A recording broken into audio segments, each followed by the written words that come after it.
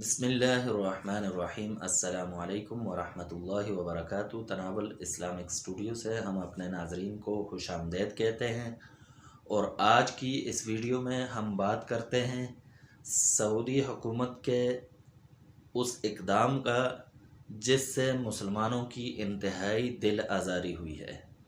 سعودی حکومت نے گزشتہ ہفتے ایک اعلامیہ جاری کیا کہ جس میں یہ کہا گیا کہ تبلیغی جماعت پر سعودی عرب کے اندر پابندی ہے، اور پھر اسی پر بس نہیں بلکہ ائمہ مساجد سے کہا گیا، خطباء سے کہا گیا کہ اس جماعت کی مذمت میں جمعہ کا خطبہ دیا جائے۔ تو اس سے مسلمانوں کے دلوں کو بہت دکھ پہنچا ہے۔ یہ ایک ایسا عمل ہے، ایسا معاملہ ہے جس سے سعودی عرب کی مرکزی حیثیت پر شکوک و شبہات اٹھتے ہیں۔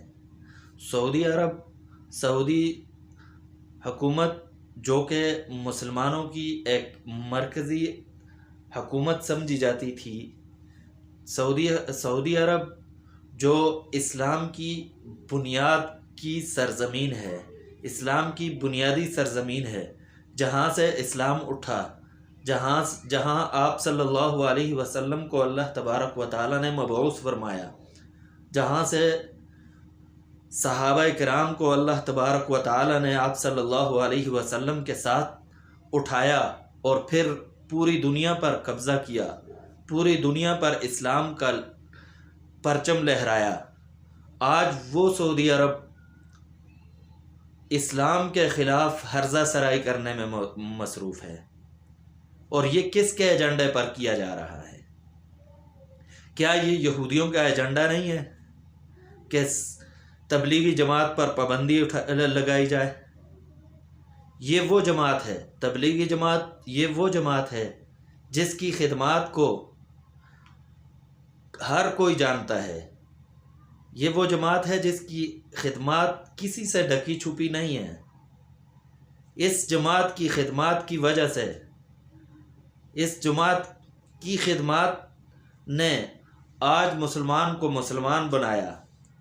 شرابی، زانی، قاتل، ڈاکو لوگوں کو اللہ تبارک و تعالی کی طرف لے کر آئے، اور وہ ایسے مسلمان بنے کہ دوسرے مسلمانوں کو بھی رشک ہونے لگا۔ اس کی مثال دیتا ہوں کہ یوسف یوحنا ایک کھلاڑی آتا ہے، اور پھر وہ محمد یوسف بنتا ہے، یعنی عیسائی تھا، پھر وہ اسلام قبول کرتا ہے، اور پھر وہ قابل رشک مسلمان بن جاتا ہے۔ وہ آج بھی اسی معاملے کے اندر، اسی عمل کے اندر مصروف ہے کہ لوگوں کو، دوسرے مسلمان بھائیوں کو اللہ تبارک و تعالی کا قریبی بنایا جائے، اللہ کا قرب عطا فرمایا جائے۔ تو اس جماعت پر پابندی جس نے جنید جمشید مرحوم کو، جو کہ سنگر تھا، اور اس سے اسے داعی بنا دیا، اور یہ وہی جماعت ہے جس کی وجہ سے آج کرکٹ ٹیم، پہلے ایک وقت تھا کہ روزے کے دوران روزے کی حرمت کو پار کر دیا جاتا تھا، تار کر دیا جاتا تھا روزے کی حرمت کو، کہ سامنے سکرین کے سامنے روزے کے اندر، اور کھلاڑی پاکستان کی نمائندگی کر رہے ہیں، اسلامی ملک کی نمائندگی کر رہے ہیں، اور کھا پی رہے ہیں، اور آج وہی مسلمان، وہی کھلاڑی ہیں، اور وہ جا کر نماز فارغ ہوتے ہیں، پانی کا وقفہ ہوتا ہے، بھاگ کر جا کر نماز کے اندر کھڑے ہو جاتے ہیں، روزے کی حالت میں کھیل رہے ہیں۔ تو فرق ہو گیا۔